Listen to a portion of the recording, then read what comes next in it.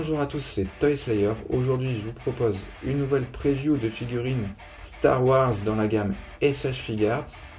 Il y a une grosse semaine de ça se tenait le salon Tamashination Online 2021 où Bandai Tamashination présente les futures nouveautés de ces différentes collections de figurines. Donc on avait évidemment du teasing sur les futurs Miss Claus, SH Figuarts, Figuarts Zero, Social Looking, Figuarts Mini, etc.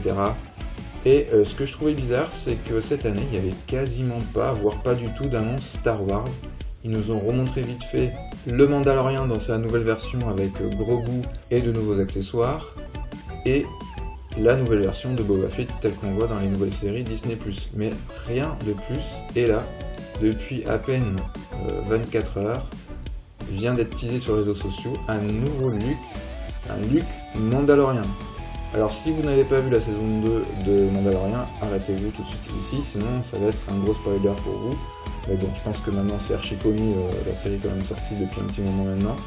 Donc on a le Luke qui apparaît au tout dernier épisode de la saison 2 de Mandalorian, lorsqu'il vient sauver les héros et récupérer Grogu sous son aile. Donc on va zoomer dessus et regarder un peu plus en détail ce que va nous offrir cette nouvelle figurine articulée SH Figuarts. Donc un Luke qui ressemble beaucoup à celui de l'épisode 6, sauf qu'il a un manteau de Jedi en plus. On va revenir justement après dessus. On a déjà un prix, 8250 yens, et ça sort en avril 2022. Le prix est assez élevé. Vous allez comprendre pourquoi après, quand on va regarder les photos. Je pense qu'il y a des accessoires intéressants qui peut-être justifieront oui ou non le prix. On va regarder plus en détail les photos en allant sur cette page où je vais pouvoir ouvrir la galerie. Donc ici on a un aperçu de la figurine sans le manteau de Jedi.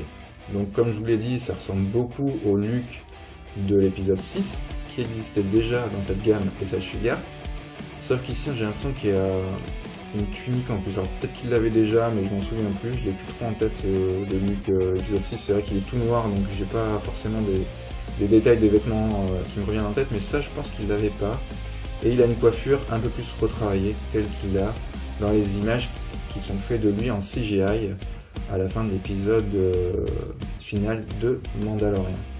Donc là ici c'est plutôt plaisant, le sculpte de la tête est vraiment bien fait, les mèches de cheveux aussi, les yeux, tout est cool. Peut-être les articulations au niveau des coudes qui sont un peu voyantes parce que les manches sont un peu plus amples, hein. Vous voyez, on a des plis ici, donc forcément ça fait une cassure lorsqu'il s'agit de faire une articulation. Pas trop le choix à ce niveau-là. Deuxième photo avec le manteau de Jedi, et c'est là où mes premières interrogations vont se poser. J'ai l'impression que le manteau de Jedi est fait dans un tissu très épais et assez raide. Là encore sur cette pose ça va, on a une grosse capuche, le manteau est plutôt bien plié, ça tombe plutôt bien sur les épaules, bien que ça soit un chouïa large quand même, hein, mais ça fait assez badass, hein, donc rien à dire de ce côté là. Là déjà ça commence un peu à se corser, on commence à voir que justement l'épaisseur du manteau de Jedi risque de poser problème. On voit que la capuche a l'air assez large. Donc là c'est la pose où il dit à Grogu de venir vers lui, en gros il explique qu'il va le prendre sous son aile. Et les prochaines photos, c'est là où ça se corse un peu parce qu'on voit que la capuche est énorme par rapport à la tête, beaucoup trop énorme. Même si vous regardez dans la série, c'est vrai que la capuche est grande, mais là c'est beaucoup trop grand.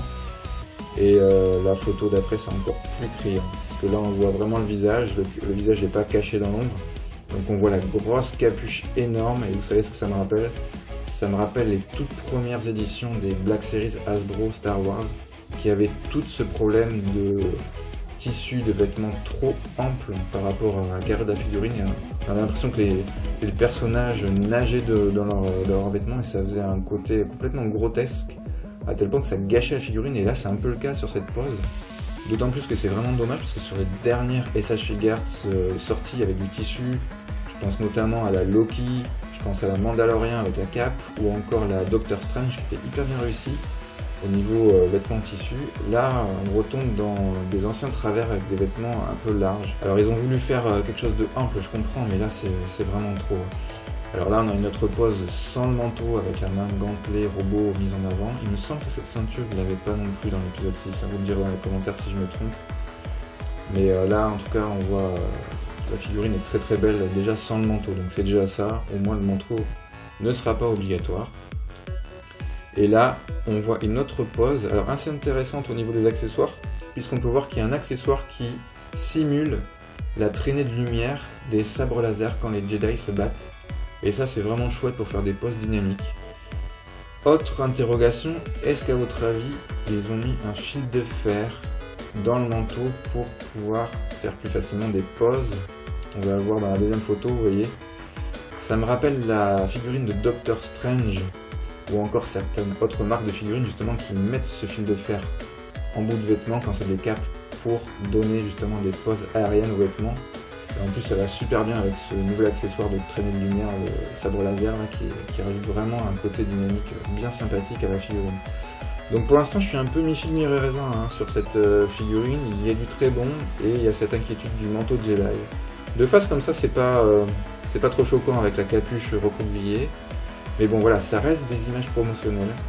J'ai déjà vu des figurines comme ça qui étaient très bien posées sur les images promotionnelles avec le drapé des vêtements tissus très bien posés pour la photo. Et quand vous les recevez à la maison, c'est impossible à bien les plier, c'est hyper raide et vous avez l'impression d'avoir un manteau d'esquimau sur le dos de votre figurine. Donc à voir. Bon, il y a l'air d'avoir le gros goût fourni avec. Bon, le R2D2, rêvez pas trop, il sera pas dans la boîte, sauf grosse surprise, mais le R2D2 il est déjà sorti en sachet Figart à part. Voilà, vous avez mes premières impressions sur ce look. Moi, personnellement, je vais attendre de voir des vidéos en réel ou des reviews de youtubeurs spécialisés avant de me décider de l'acheter ou pas. Sachant qu'il risque d'être cher parce qu'apparemment c'est une exclusivité, il est déjà en précommande sur le site de Tamashii Japon. Et je vous rappelle en plus que les SH Figures Star Wars ne sont pas vendus officiellement en Europe pour la simple et bonne raison qu'il n'y a pas de deal avec les distributeurs européens. C'est Hasbro qui a tout raflé, il y a un deal Hasbro sur beaucoup de figurines, 1/12e, sur la totalité des figurines de ce type là. 1/12e ou plus petit, c'est Hasbro qui a tout raflé pour les distributeurs. Donc du coup, les SH Figures c'est forcément un import, donc ça rajoute des sous-sous en plus à mettre pour l'avoir. Donc réflexion de mon côté. En tout cas je tenais à vous montrer parce que ça faisait longtemps qu'on n'avait pas eu des annonces de Star Wars dans cette gamme là. Voilà. Je vous dis à très bientôt, j'espère que cette preview vous aura plu et on se retrouve en fin d'année, peut-être pour un bilan de la chaîne et peut-être pour une vidéo spéciale sur les futurs SH Figures à ne pas louper en 2022.